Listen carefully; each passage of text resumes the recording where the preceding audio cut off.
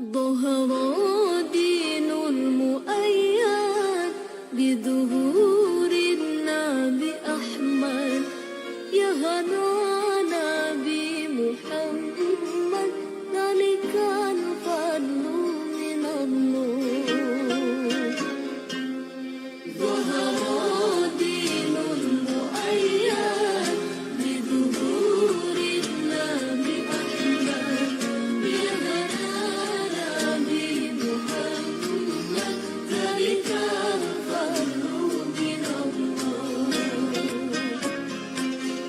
خص بصدع المثاني وحوال المعاني خص بصدع المثاني وحوال المعاني ملكوت في خلق ثاني وعليه أنزل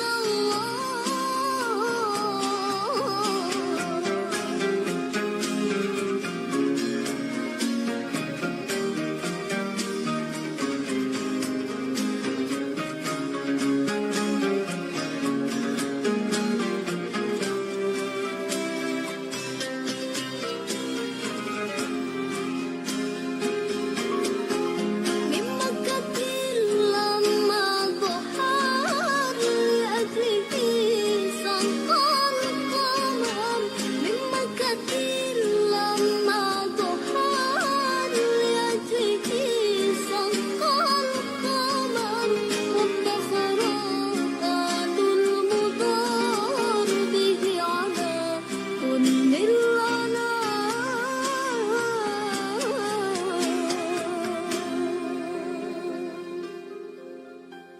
ظهر دين المؤيد بظهور النبي أحمد يا هنانا بمحمد ذلك الفضل من الله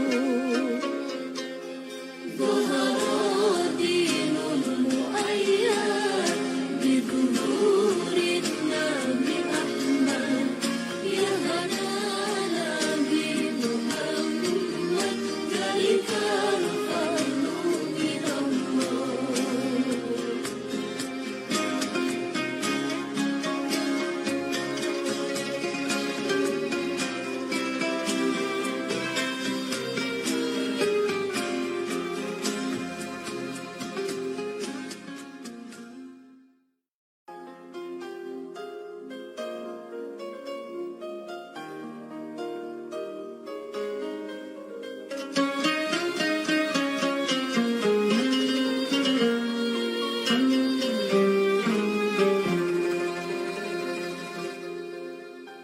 ظهر دين المؤيد بظهور النبي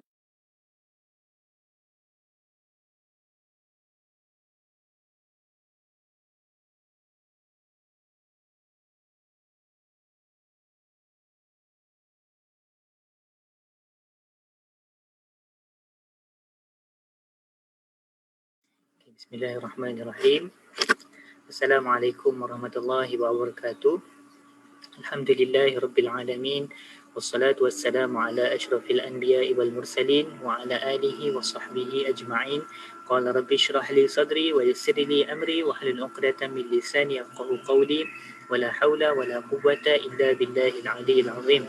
Alhamdulillah yang berbahagia Al-Fadil Ustaz Cilal Akar yang merupakan wakil Hairat Foundation Turki di Malaysia, yang juga merupakan tenaga pengajar kita dalam siri pengajian program Siraman Rohani dari Risalah Cahaya. Jadi Alhamdulillah pada hari ini kita bersambung kembali pada siri yang ke-13, pada siri yang ke-13, dan hari ini insya-Allah kita akan membincangkan satu tajuk yang orang kata tajuk yang begitu pentinglah dalam hidup kita, iaitu kepentingan solat. Dan dalam tajuk ini kita akan dengar kisah seorang penguasa dan juga dua orang hamba, insya-Allah. Baik, jadi kepada yang sedang menonton di siaran langsung di Facebook Pusat Islam Muslim, bolehlah sama-sama untuk mengajak rakan-rakan dan juga keluarga yang lain untuk sama-sama kita mendengar nasihat dan juga motivasi pada pagi ini, insya-Allah. Sama-sama kita niatkan agar kita dapat pahala majlis ilmu pada pagi ini, insya-Allah. Jadi tanpa membuang masa, saya menjemput Al-Fadhil Ustaz Jalal Akar untuk memulakan pengajian siraman rohani pada pagi ini, insya-Allah. Falyatafaddal mashkura. Terima kasih banyak. A'udzu billahi minasyaitonir rajim. Bismillahirrahmanirrahim. Alhamdulillahi rabbil alamin wal aqibatu lil muttaqin wassalatu wassalamu ala asyrafil anbiya'i wal mursalin wa ala alihi wa sahbihi ajma'in. اللهم فهمنا أسرار القرآن كما تحب وترضى ووفقنا لخدمته في كل آن وزمان على رسولنا صلوات. اللهم صل على سيدنا محمد وعلى آله وأصحابه وأتباعه أجمعين. Hadirin hadirat yang dirahmati Allah, Assalamualaikum warahmatullahi wabarakatuh. Saya mengucapkan selamat pagi kepada semua warga USIM dan semua para penonton maupun di dalam USIM atau di luar sana. Semoga Allah Subhanahu wa taala mengurniakan pada kita hari yang lebih baik dari sebelumnya, dan mudah-mudahan Allah Subhanahu wa taala panjangkan umur kita dalam lingkungan yang Dia redai, dan semoga juga kita punya rezeki insya-Allah bertambah dalam lingkungan halal. InsyaAllah tajuk kita seperti yang dinyatakan oleh saudara Amirul tadi. InsyaAllah kita akan membicarakan tentang solat dalam Risalah An-Nur, dalam kitab Risalah An-Nur. Bediüzzaman Said Nursi memberi ruang kepada risalah berkaitan dengan solat ini di 3 bahagian khususnya. Yani dalam koleksi Risalah An-Nur ni banyak ada perbincangan tentang solat, tetapi ada 3 risalah yang khas. Kalimah ke-4, kalimah ke-9 dan kalimah ke-21 memang betul-betul dia melihat pada topik berkenaan. Jadi dalam kalimah ke-9 dengan kalimah ke-21 itu dia cerita lebih kepada kita pengkhususan waktu-waktu solat itu kan, kenapa dia 5 waktu, kenapa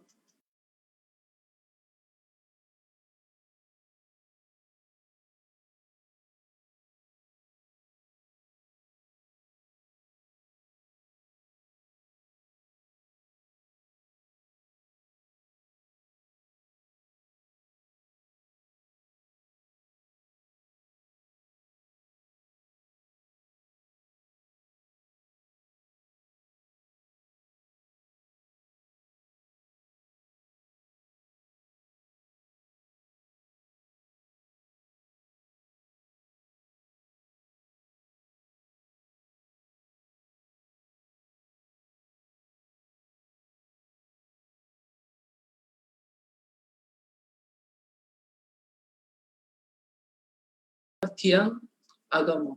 Sebenarnya kalau kita tengok hujah-hujah nakli itu dalam Al-Quran dan dalam sunnah Nabi SAW, kita nampak jelas solat itu kan sangat-sangat penting kan.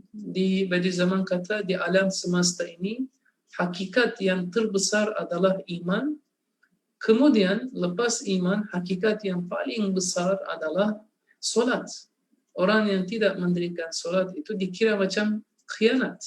Khianat biasa. Bukan dia masuk kufur. Kalau orang yang tidak mendirikan solat itu bukan dia dalam kita punya akidah ahli sunnah wal jamaah, dia tidak masuk dalam kekufuran.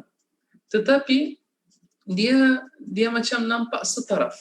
Yani orang kan seorang macam bertanya kepada seorang ustaz, dia kata, "Ustaz, saya ini tidak solat, saya ini jadi kafir ke?" Ustaz dia pun dia jawab, dia kata, "Tidak, kamu tidak jadi kafir. Tapi tahu tak, orang kafir pun tidak solat." Yani lebih kurang macam itulah. Tapi kita tak boleh hukum dia ini kafir. Tapi solat, yani maksudnya di sini kita nak menunjukkan betapa dia penting, betapa dia lepas iman, bayangkan di alam ini kan, iman dan amal soleh. Jadi dalam amal soleh itu pun solat dia intipati segala ibadah, amal soleh. Solat itu intisari.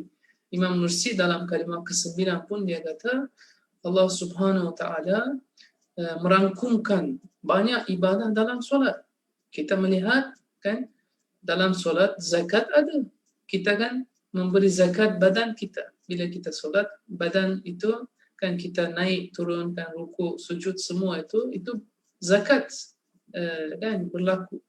Kalimah syahadah ada kan dalam solat kita menghadap ke arah kiblat, so kita pergi haji kan. Kalau kita tengok apa lagi dalam solat itu kita tak boleh makan minum. So puasa pun ada kan, puasa pun ada. Doa ada, mengaji Quran ada kan, kita baca Quran, berzikir ada, bertasbih ada, kan selawat ada, semua. So solat itu dia intisari nurani, dan intisari kepada semua ibadah.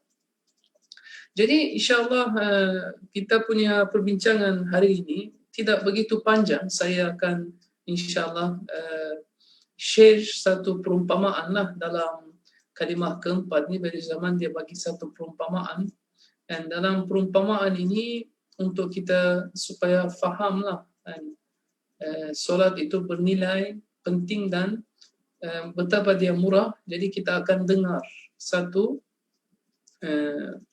perumpamaan. Dalam perumpamaan ini dikisahkan ada seorang penguasa yang agung. Seorang penguasa yang agung, dia memanggil dua orang khadamnya, macam gambar tadilah. Ini dia panggil mereka, lepas tu dia bagi kepada mereka masing-masing 24 keping emas. 24 keping emas diberikan masing-masing kepada dua orang khadam. Dan penguasa itu dia bagi tahu kepada mereka, penguasa yang pemurah itu, dia kata kamu akan pergi ke sebuah ladang yang istimewa dan indah. Dia punya perjalanan tu sejauh 2 bulan.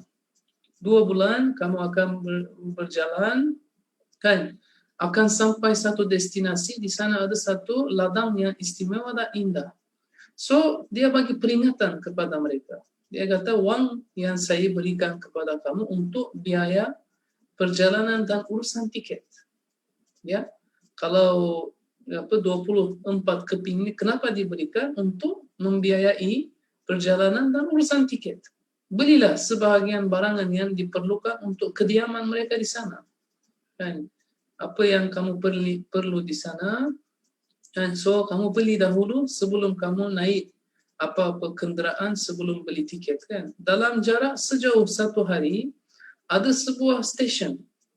Jarak sejauh 1 hari kan akan kamu bertemu dengan satu stesen. Stesen tu dia ada kereta, ada kapal, ada kereta api dan kapal terbang. Yani dia boleh dinaiki mengikut kemampuan kewangan. Dan dia tengok kewangan. Kalau kewangan kamu sampai sehari perjalanan tu, kalau 24 keping emas ni kamu ada, so mengikut kamu punya kemampuan boleh naiklah. Maknanya kena jimat cermat. 24 keping emas tu kena digunakan dengan sewajarnya. Maksudnya ada dua di sini. Satu, mereka akan beli barangan yang diperlukan untuk kediaman mereka di sana dengan 24 keping ni, dan mereka perlu juga beli satu tiket. Kalau mereka nak naik kereta, okey, boleh. Kapal pun boleh, kereta api pun boleh, kapal terbang pun boleh. Tapi dia tengok juga kemampuan mereka. Kalau mereka terlalu banyak beli barangan yang diperlukan tu, so tak boleh naik kapal terbang. Sebab tu mereka kena betul-betul uruskanlah mereka punya kewangan tu. Jadi kita melihat sekarang situasi mereka berdua ini, lepas mereka terima 24 keping emas dan lepas mereka dengar arahan daripada penguasa, ada dua khadam ini, antara mereka seorangnya yang bertuah, seorangnya khadam yang malang. Khadam yang bertuah tu Kenapa dia bertuah? Sebab hanya membelanjakan sedikit wang sehingga sampai ke stesen.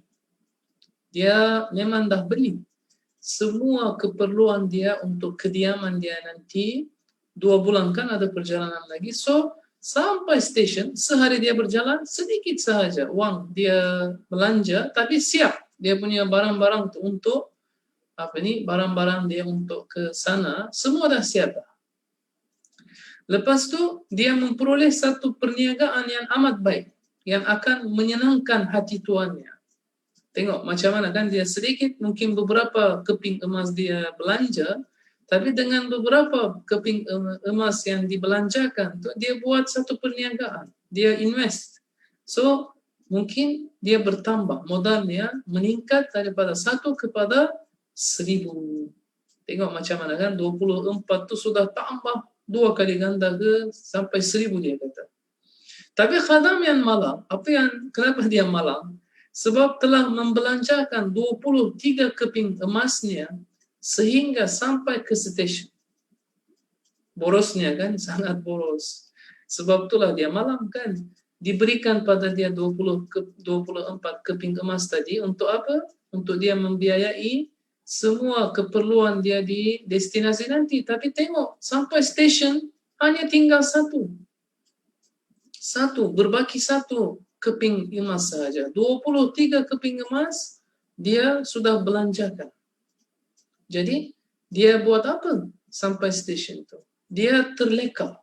Dia macam lalai, alpa dengan menggunakannya untuk berjudi. Tengok, nauzubillah kan, dia berjudi, dia kehilangan emas-emas. Ya, sebab itulah dia malang kan. Sebenarnya penguasa itu kan dah bagi arahan, penguasa itu dah bagi bagi tahu apa yang perlu mereka buat.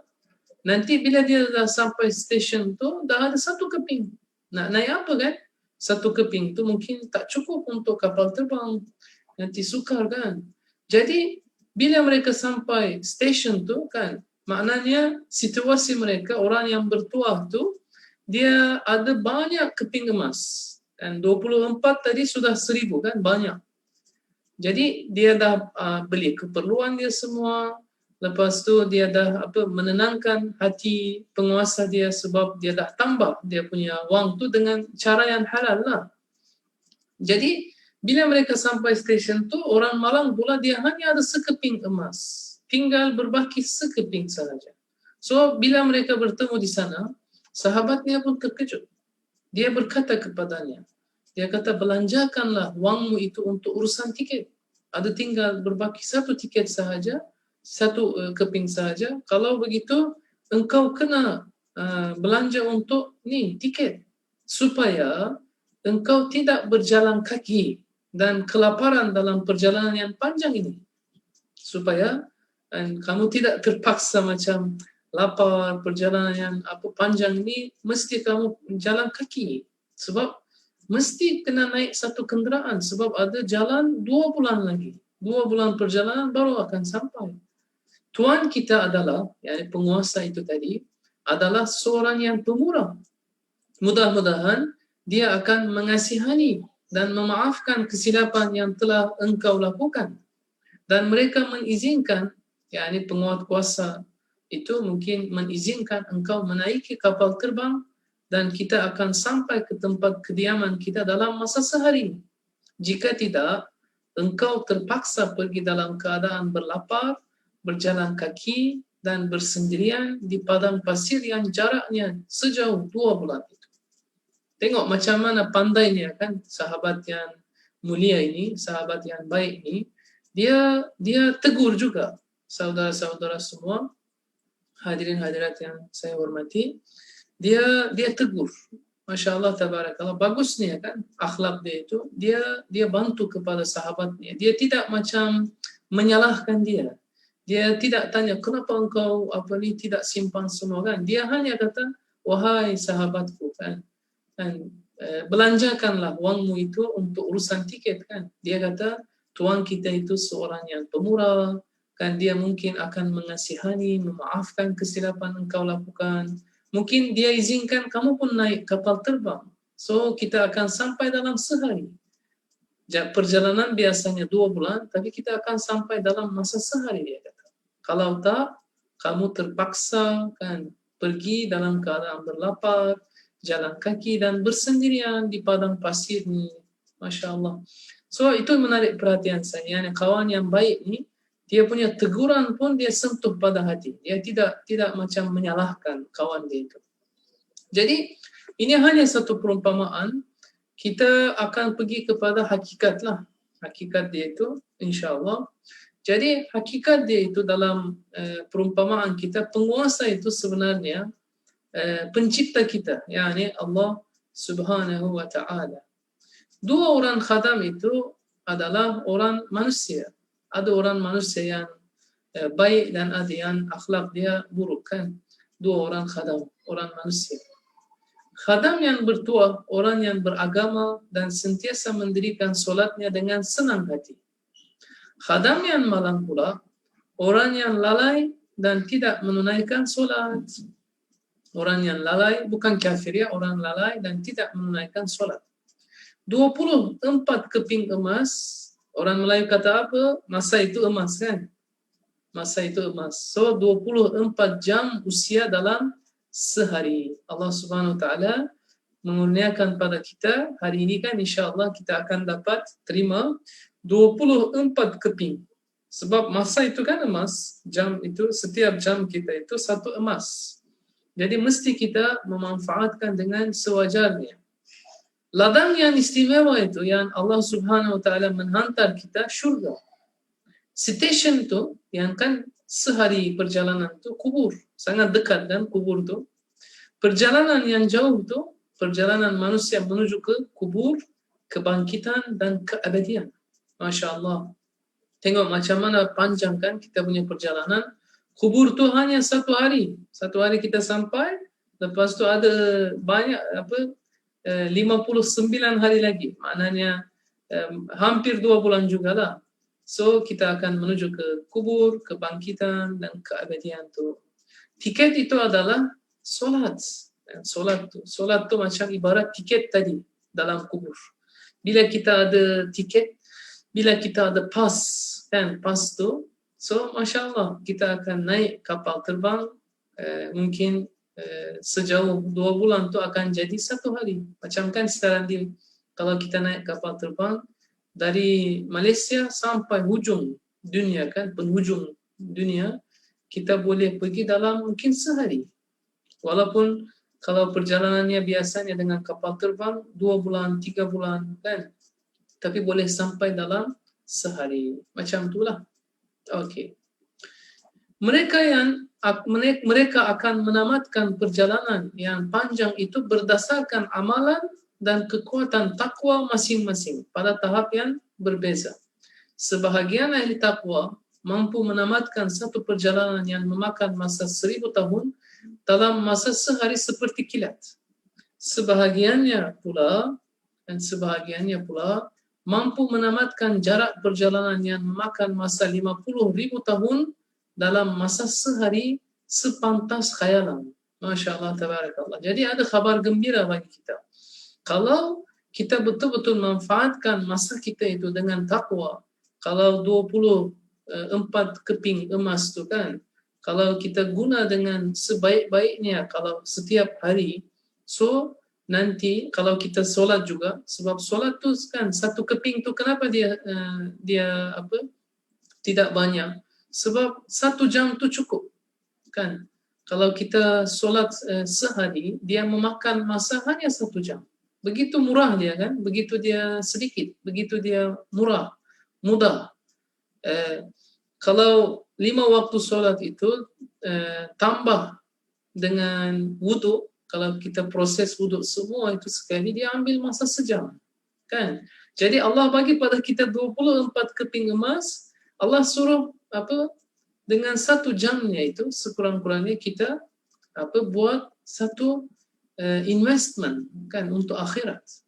Jadi berdasarkan kita punya kekuatan takwa kan, amalan tu, kalau 23 keping emas pun kalau kita guna untuk amal-amal soleh, kalau kita menggunakan untuk takwa, so insyaallah taala kita nanti bila sampai kubur, kita akan naik kenderaan yang sangat pantas, sangat laju.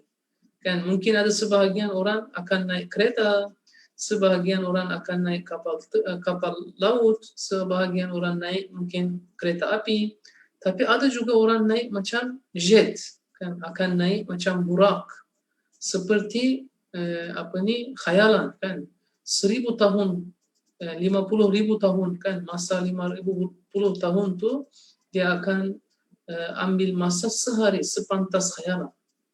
Jadi itu sangat penting. Sebab tu solat kita punya kita sebut apa? Kita punya pas, kita punya di kubur nanti kenderaan kita. Kan Nabi sallallahu alaihi wasallam pun bersabda dalam sebuah hadisnya, hamba Allah tu akan disoalkan dengan apa? Terus amal soleh yang pertama yang akan disoalkan tu solat. Solat kita akan ditanya. So maknanya di sini dalam 24 jam seharian kita, sejam tu kena kukuh. Solat kita itu kena kena dia sah. Solat kita itu kena dia dalam keadaan yang Allah reda.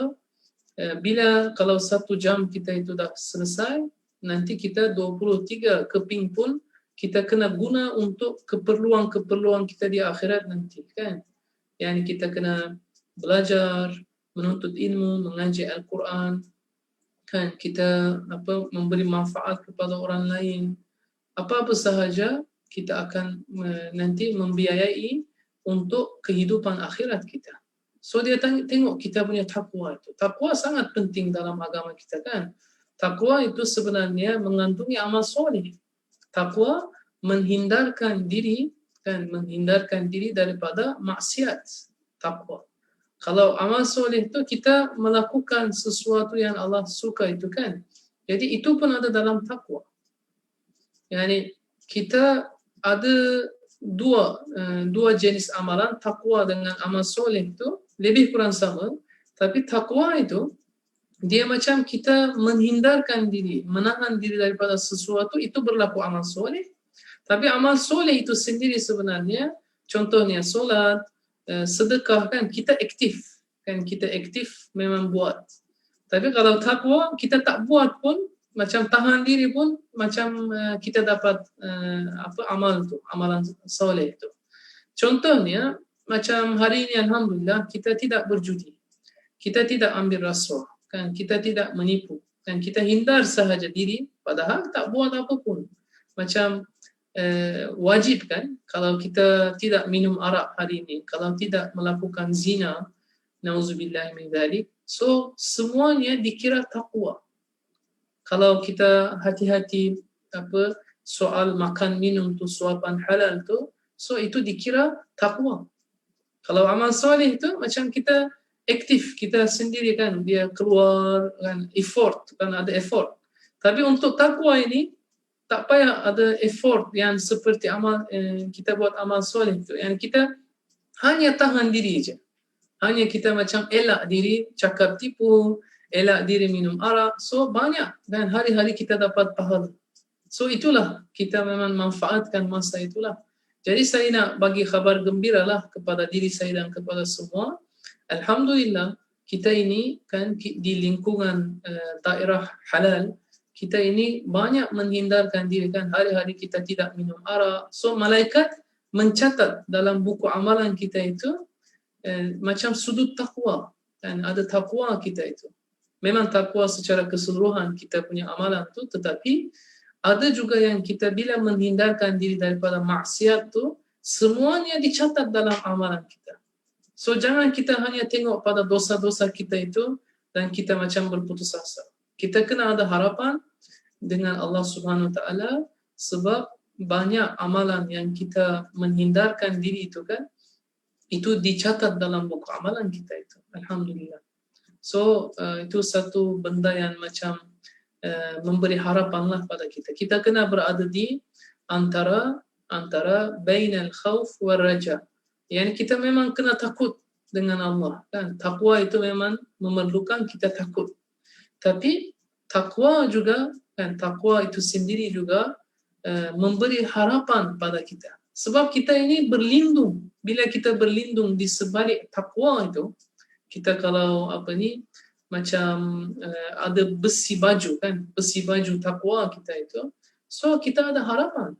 InsyaAllah tembakan dari luar sana tidak akan terkena. Syaitan punya bisikan, nafsu punya bisikan tu, godaan tu tidak akan insyaAllah memberi mudarat pada kita. Sebab kita ini berlindung di sebalik perlindungan takwa itu. Masya Allah. Jadi solat itu insyaAllah kalau baik, solat akan mendorong kita ini ke arah takwa. Dan takwa itu sangat penting. So solat itu, dalam solat terdapat kelihatan yang besar bagi roh, hati dan akal. Saya tak pernah dengar, hadirin hadirat yang saya hormati, saya tak pernah dengar ada orang kata lepas selesai solat dia macam tak ada kelihatan bagi roh dia kan. Saya tak pernah dengar ada orang menyesal solat subuh tadi kan. Macam kita tanya yang insyaAllah semua kita ini kan dah solat subuh, ada yang mungkin tak dapat tapi tak sengaja insyaAllah dia boleh qada, tetapi yang ramai itu kan solat. Jadi saya tak pernah dengar ada orang yang solat pagi tadi dia akan kata saya macam menyesal. Tak ada. Tetapi sebaliknya, siapa yang tidak bangun solat tadi, ada yang macam bukan sengaja lah, tapi dia macam mungkin tidur lewat, mungkin tak perasan dia bangunkan. Jadi dia menyesal. Bila dia tidak solat, dia menyesal. Kenapa dia menyesal? Sebab dia punya santapan tu untuk hati, untuk roh, untuk akal tidak dapat.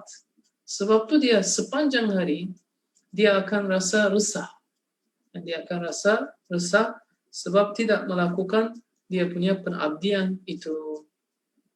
Malah ia juga bukanlah satu perbuatan yang berat. Tidak berat sangat kepada tubuh badan. Kita ini percuma kan untuk tubuh badan kita ini sebenarnya dia sihat. Kita ini qiyam, ruku, sujud itu kan, duduk di tasyahud, semuanya sebenarnya sangat bagus untuk kita punya badan. Dia bukan satu perbuatan yang berat. Tidak kita angkat barang, dan kita tidak buat satu senaman yang susah kan. Masya Allah, tabarakallah, solat itu dia sangat membantu kepada badan kita itu. Badan kita itu dia berehat dengan solat. Tambahan pula, dengan niat yang baik, amalan-amalan mubah duniawi yang lain bagi orang yang bersolat itu akan menjadi ibadah. Kalau ibadah solat kita itu baik, niat kita pun kalau sepanjang hari, kalau niat kita ada yang baik, so amal-amal mubah. Contohnya kita tidur mubah kan? Kalau kita nak tidur pun boleh, tak nak tidur pun boleh. Itu terserah pada kita. Jadi itulah amal mubah. Yani kalau kita buat diizinkan, kalau tak nak buat pun kita diizinkan. Yani Allah serah pada kita, mubah. Kan mubah tu. Kalau mau baca buku atau tak nak baca buku, boleh juga kan mubah. Jadi amalan-amalan mubah duniawi yang kita buat itu pun dikira ibadah. Orang kerja kan, pergi kerja itu dia dikira dia buat ibadah sebab dia ada solat. Oleh itu macam contohnya kan seorang petani itu dia kerja di satu taman dan dia ada kebun, dia kerja di sana. Tapi setiap waktu solat, bila sampai waktu solat dia pergi solat. So sangat dia beruntung sebab semua kerja-kerja dia di dalam kebun tu dikira ibadah. Sepanjang dia berada di dalam kebun tu dia dikira ibadah. Dan bahkan orang yang melakukan ibadah tu di kebun kan petani, jadi semua pokok-pokok yang berzikir tu dia akan dapat habuan daripada itu. Kalau orang nanti makan kan daripada buah-buahan atau sayur-sayuran dia itu, dia akan dapat pahala juga. So begitu beruntung orang yang mendirikan solat. Amal dia yang dia buat satu, macam tadilah orang kan dalam perumpamaan kita tadi, kan orang yang dia membelanjakan sedikit wang, tapi dia dapat banyak untung kan. Jadi orang yang solat itu sebenarnya akan Allah kurniakan pada dia panduan. Orang kalau solat kita itu bersih, kalau solat kita itu betul, jadi Allah akan permudahkan urusan yang lain kita, jadi kita akan dapat banyak untung lagi. So sebab tu Nabi SAW katakan apa? As-salatu imaduddin. Solat itu tiang agama. Kalau tiang tadu, rumah nanti runtuh. Islam agak ke kita punya gaya hidup beragama itu akan jatuh kalau solat tu tak baik. Sebab tu solat tu kena berkualiti. Solat kita itu kena kita meningkatkan kualiti kita. Tetapi saya nak ingatkan di sini, yang kita tidak solat itu untuk ketenangan. Kita tidak solat untuk macam nak dapat kerehatan. Solat itu sebenarnya kita mendirikan solat kerana arahan Allah Subhanahu Wa Taala. Mungkin ada setengah orang, walaupun dia hari-hari solat 5 waktu, mungkin dia tidak dapat ketenangan. Sebenarnya ada kerehatan, kan? Bagi roh, hati, akal ada. Tapi kadang-kadang mungkin tidak dirasai. Seperti orang yang sakit, kan? Orang sakit, dia makan ubat, dia tidak rasa lazat. Dia tidak, kadang-kadang dia nak muntah, kan? Tapi ada khasiat pada badan dia. So begitu juga hadirin hadirat, saya kena tekankan, yani solat tu mesti ada khasiat bagi roh kita. Ada untuk hati kita, untuk akal kita. Tapi tak semestinya lah kita macam rasa, oh sedapnya solat ni. Tak semestinya. Seperti ubat tadi. Kadang-kadang macam akhir zaman kan, kita mungkin tak rasa kemanisan ibadah tu. Jadi jangan kita risau. Kadang-kadang saya ditanya, Ustaz, kami macam tak berapa rasa kemanisan dalam ibadah. Saya kata memang akhir zaman ni banyak ada benda bercampur aduk. So kita ini sakit, kita ini sekarang ni macam ada banyak penyakit. So mungkin kita tak rasa kan, bila orang kena COVID, dia tidak ada kan rasa apa nama dia itu, dia punya deria rasa itu kan hilang. So bukanlah orang itu tak boleh rasa lagi kan, sementara dia tak rasa, tapi ada khasiat bila ambil ubat ke makanan ke, ada khasiat. Begitu juga insya-Allah kita jangan risau, kalau kita tidak rasa lazat pun kita tetap akan solat, sebab solat itu perintah Allah, tak semestinya kita akan ambil kelazatan. Dengan demikian dia boleh menjadikan seluruh modal usianya sebagai asetnya di akhirat. Masya Allah.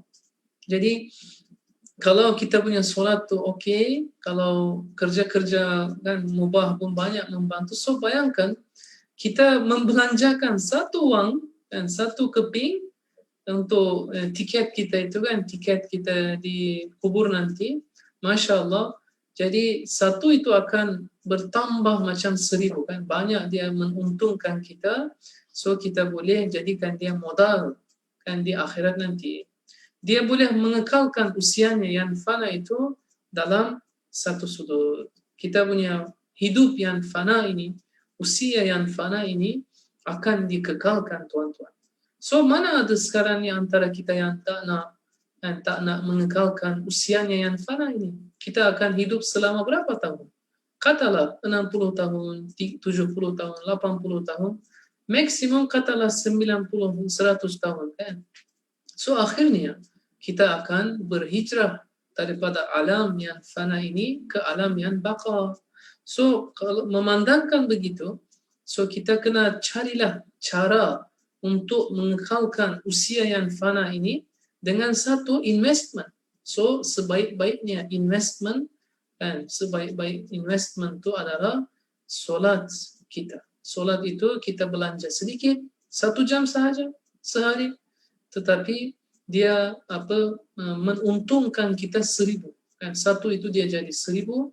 Bayangkan tiket kita pun ada nanti di kubur, kita akan dicahayakan. Kan ada banyak hadis. Nabi SAW kata solat dan Quran yang kita baca itu akan jemput kita ini di kubur nanti. Kubur kita itu akan dicahayakan, kan. Lepas tu kenderaan kita akan disediakan, perjalanan panjang lagi. So begitu beruntung kan, tapi kita hanya 1 jam sahaja usaha untuk kita mendapatkan semua kemudahan di kubur.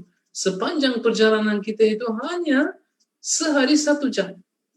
Yang kalau 23 keping tu, yang lain tu kan jam, Yang penting kita ini jangan masuk haram. Itu aja. Itu pun dia perlu untuk nanti di akhirat kan. Dia akan menambah kita punya atau meluaskan kita punya syurga. Tapi yang paling penting yang Allah macam minta daripada kita itu sekurang-kurangnya 1 jam. 1 keping emas tu kena dia betul-betul diinvest untuk akhirat kita. Untuk tabung akhirat kita. So saya yakin siapa yang belanja 1 jam untuk solat ni, so saya yakin 23 jam dia pun memang akan dijimatkan, memang dia akan guna juga untuk hal-hal yang baik lah, memang akan diinvest juga. Jadi dia akan kata memandangkan Allah bagi saya ini 24 jam sehari, sebab saya daripada zero hari-hari Allah bagi 24 keping emas. So orang yang bijak akan menggunakan semua 24 keping ini untuk akhiratnya, kan? Mungkin sebahagiannya untuk hal-hal dunia dia cukup. Katalah 8 jam, 10 jam. Kan 8-10 jam tu kita boleh guna untuk keduniaan misalnya. Kita pergi tempat kerja, kan kita mungkin buat bisnes, tapi still dalam kita punya kerja itu, dalam bisnes kita itu, kalau kita dengan niat yang baik, kalau kita ini menghindarkan diri dari dosa-dosa, itu semua pun dia jadi macam bekalan akhirat juga. So kadang-kadang saya ada bagi tahu jugalah kepada para pendengar, saya kata kita semua ini bertanggungjawab untuk berdakwah. Tak boleh melepaskan diri daripada dakwah, kan? Jadi mereka pun pelik. Dia kata, Ustaz, saya tidak ada pengalaman macam tak ada ilmu nak sampaikan. Saya kata, kalau dakwah tu bukan sebarkan ilmu sahaja. Dakwah tu penghayatan Islam. Yang kita akan berdakwah dengan 2 cara. Satu, kita akan ceritalah, macam sampaikan, kan? Mungkin ada orang share sesuatu, kita pun forwardkan, kan? Dia ada banyak cara itu, kan? Secara ilmu itu, kita sama ada cakap, atau mungkin kita message, kita hantar bahan-bahan yang kita terima itu, kan. Dia ada banyak cara. Tapi ada satu cara juga dengan keadaan kita. Dengan macam kita kalau tak tipu. Kalau kita ini berbaik dengan orang manusia, kalau bersangka baik, kalau kita ini tidak memberi mudarat kepada jiran kita misalnya, kan. Semuanya kita berdakwah dengan apa? Kita berdakwah dengan perbuatan kita. So dakwah itu 2, dengan percakapan ataupun penyampaian, kan, sesuatu, tapi ada juga dengan perbuatan. Lisanul hal, yakni bahasa body language. Bahasa body language dengan lisanul qawl, yakni dengan cakap, dengan penyampaian. Sebab tu seorang engineer, seorang cleaner pun, seorang pekerja pun, seorang pegawai, seorang apa sahaja, kan, siapa-siapa sahaja kalau digelarkan Muslim, hendaklah dia berdakwah. Dia tak boleh lari daripada dakwah, tapi setakat kemampuan dia akan menjadi contoh yang baik sebagai Muslim. Jadi itu dia punya dakwah tu macam tu. Kadang-kadang ada orang dakwah dia itu hanya dia jadi perantaraan, kan, untuk mengutip dana itu pun dakwah. Ya, dakwah tu jangan kita sempitkan dia itu. Sebab tu insyaAllah marilah kita sama-sama betul-betul kita memperkayakan kita punya solat tu. Kita insyaAllah sama-sama dapat khusyuk, mendirikan solat dengan sebaik-baiknya, dan marilah juga modal usia kita yang lain juga 23 jam pun kita insyaAllah masuk dalam satu jadual, kita jimatkan insyaAllah. Jadi itu sahaja daripada saya untuk hari ini. Saya serah kepada insyaAllah Tuan moderator. Mungkin ada yang nak simpulkan ataupun tak tahu ada soalan ke, kita nak terima ke? Silakan. Jazakallahu khair wa barakallahu fiik diucapkan kepada Al-Fadhil Ustaz di atas perkongsian tentang solat sebentar tadi. Jadi moga-moga dengan perkongsian tadi dapat kita yang mendengar ni dapat kita hargai pemberian ataupun satu rahmat lah, nikmat Allah Subhanahu Wa Taala kepada kita Lebih-lagi kita sebagai umat Islam ni lah, sepatutnya kita lebih bersyukur lah sebab Allah bagi kita solat, yang mana solat ni kata Ustaz tadi bukan sahaja kita mendapat tiket untuk bahagia di akhirat, malahan di dunia ni pun kita dah dapat manfaat solat tu, ketenangan pas solat. Sebab itulah kalau ni sejahat banyak mana pun dosa kita, kalau boleh janganlah kita tinggalkan solat ni. Nilai betapa besarnya nilai solat kita ni. Walaupun macam yang Ustaz, macam yang telah kita belajar tadi, 1 jam sahaja. Sikit, masanya sikit tetapi nilainya sangat-sangat besar di sisi Allah Subhanahu Wa Taala, insya-Allah. Jadi moga-moga kita selepas ini dapat lagi menghayati dan lebih menghargai solat ini agar kita dapat mengerjakannya dengan lebih baik, insya-Allah. Jadi saya rasa tak ada soalan untuk pagi ini. Jadi terima kasih kepada Al-Fadhil Ustaz dan juga kepada semua yang menonton secara langsung di live Facebook Pusat Islam Musim, dan jangan lupa untuk sama-sama kita niatkan untuk hadir pada minggu hadapan dalam siri yang seterusnya, insya-Allah, pada hari dan waktu yang sama, iaitu hari Isnin jam 9 pagi, insya-Allah. Jadi saya selaku moderator pada pagi ini mewakili Pusat Islam Musim ingin mohon maaf dan berlaku kekurangan sepanjang program ini berlangsung, insya-Allah. Jadi moga-moga kita mendapat berkat dan ganjaran di sisi Allah Subhanahu Wa Taala. Barakallahu fi Ustaz. Saya tangguh dengan wabillahi taufiq wal hidayah. Assalamualaikum warahmatullahi wabarakatuh. Waalaikumsalam warahmatullahi. Terima kasih semua.